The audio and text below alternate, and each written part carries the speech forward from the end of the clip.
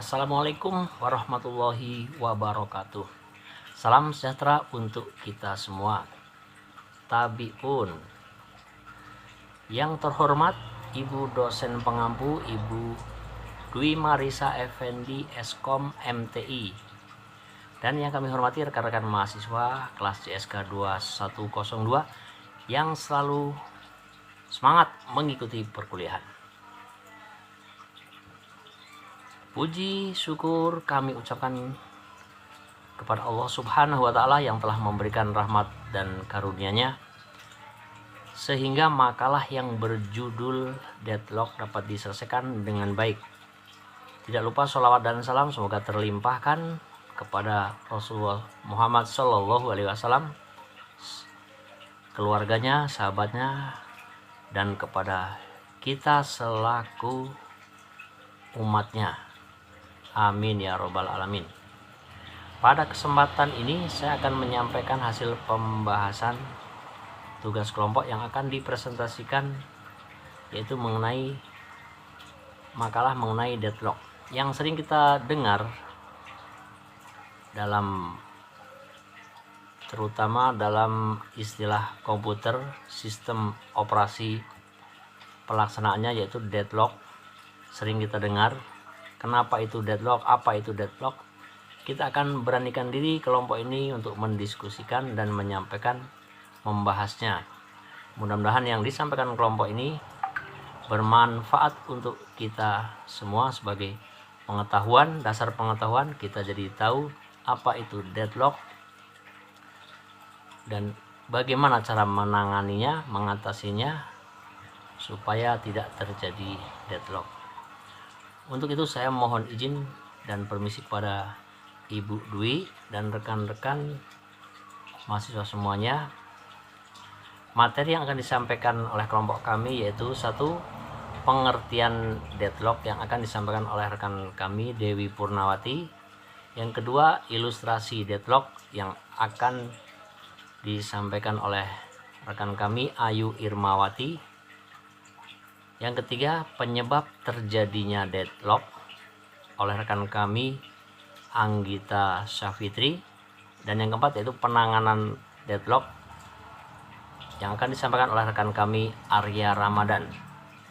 Baiklah, marilah kita bersama-sama menyimak presentasi selengkapnya, dan di kemudian akhir nanti apabila ada yang kurang tepat atau ada yang kurang pas, kepada Ibu Dwi Marisa Effendi Eskom MTI mohon bimbingannya, mohon arahannya.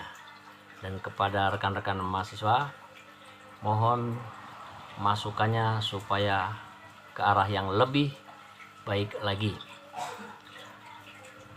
Marilah kita simak presentasi selengkapnya. Mungkin kita masih awam dengan istilah yang namanya deadlock ya teman-teman. Jadi apa itu deadlock?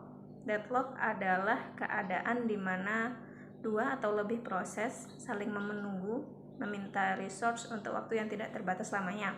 Pendapat lain mengatakan deadlock adalah kebuntuan, di mana sistem operasi berarti suatu kondisi di mana sekumpulan proses tidak dapat berjalan kembali atau tidak adanya komunikasi antar proses.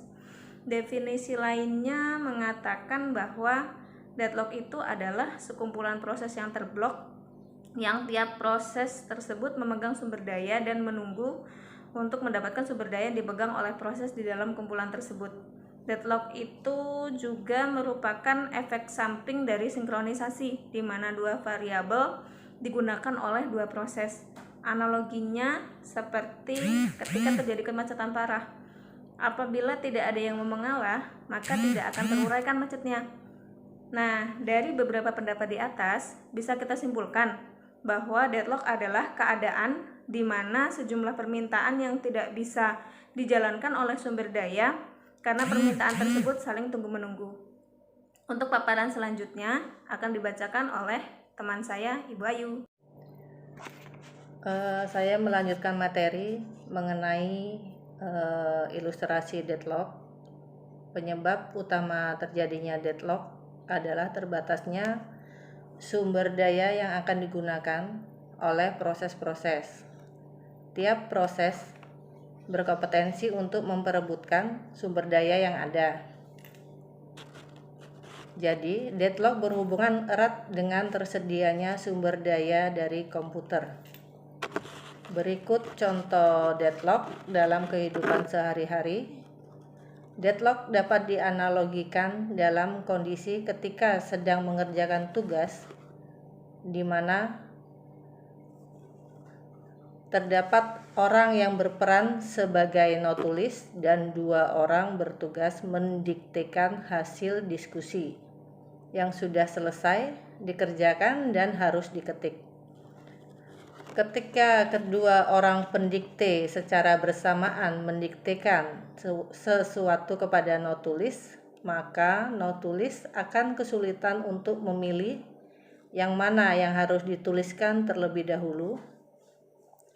Dalam kondisi bingung tersebut inilah yang dinamakan deadlock.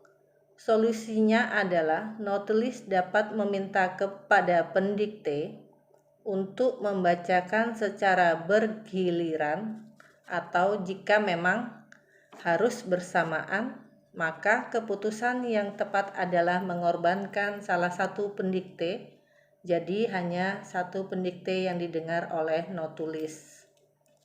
Untuk materi yang selanjutnya akan disampaikan oleh Saudara Anggita Sapitri. Kepada Saudara Anggita Sapitri dipersilahkan. Oke, di sini saya akan melanjutkan presentasi yang mengenai penyebab terjadinya deadlock. Ada 4, yaitu 1. Mutual exclusion condition adalah sumber daya yang harus diberikan hanya pada satu proses. Yang kedua, hold and wait condition adalah proses yang sedang memegang sumber daya menunggu sumber daya yang baru. Yang ketiga, non-preemption condition adalah sumber daya yang diberikan sebelumnya tidak dapat diambil paksa dari proses yang sedang menggenggamnya. Harus terlebih dahulu dilepaskan oleh proses yang menggenggamnya. Yang keempat, circular wait condition adalah kondisi di mana harus terdapat rantai sirkuler dari 2 proses atau lebih, dan masing-masing proses menunggu sumber daya yang digenggam oleh proses berikutnya. Bismillahirrahmanirrahim. Assalamualaikum warahmatullahi wabarakatuh. Baik, di sini saya akan mempresentasikan tentang deadlock, tentang pencegahan deadlock. 1. Masalah mutual eksklusif. Kondisi ini tidak dapat dilarang jika aksesnya perlu bersifat spesial untuk satu proses. Maka hal ini harus didukung oleh kemampuan sistem operasi. Jadi diusahakan agar tidak menggunakan kondisi spesial tersebut sehingga sedapat mungkin deadlock dapat dihindari. Kedua, masalah kondisi menunggu dan memegang. Penanggulangan deadlock dari kondisi ini lebih baik dan menjanjikan, asalkan kita dapat memegang sumber daya untuk menunggu sumber daya lain. Kita dapat mencegah deadlock. Caranya ialah dengan meminta semua sumber daya yang ia butuhkan sebelum proses berjalan. Tetapi masalahnya sebagian proses tidak mengetahui keperluannya sebelum ia berjalan. Jadi untuk mengatasi hal ini, kita dapat menggunakan algoritma Bankir. Sistem operasi atau sebuah protokol mengatur hal ini. Hasil yang dapat terjadi adalah sumber daya lebih harus dispesifikasikan dan kelaparan sumber daya, atau proses yang membutuhkan sumber daya yang banyak harus menunggu sekian lama untuk mendapatkan sumber daya yang ia butuhkan.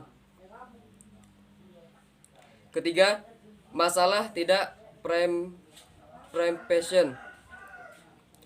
Hal ketiga ialah jangan sampai ada preemption pada sumber daya yang telah dialokasikan. Untuk memastikan hal ini, kita dapat menggunakan protokol. Jadi jika sebuah proses meminta sumber daya yang tidak dapat ia penuhi saat itu juga, maka proses mengalami preempted. Dengan kata lain, ada sumber daya dilepaskan dan diberikan ke proses yang menunggu. Dan proses itu akan menunggu sampai kebutuhan sumber dayanya dipenuhi. Cara lain yaitu mengecek apakah sumber daya yang dicari proses tersebut atau tidak. Langsung dialokasikan. Tetapi jika tidak, maka cek apakah ada proses lain yang sedang menunggu sumber daya juga. Jika ya, maka kita ambil sumber daya lain dari proses yang sedang menunggu tersebut dan memberikan kepada proses yang meminta sumber daya tersebut. Jika tidak tersedia juga, maka proses tersebut harus menunggu.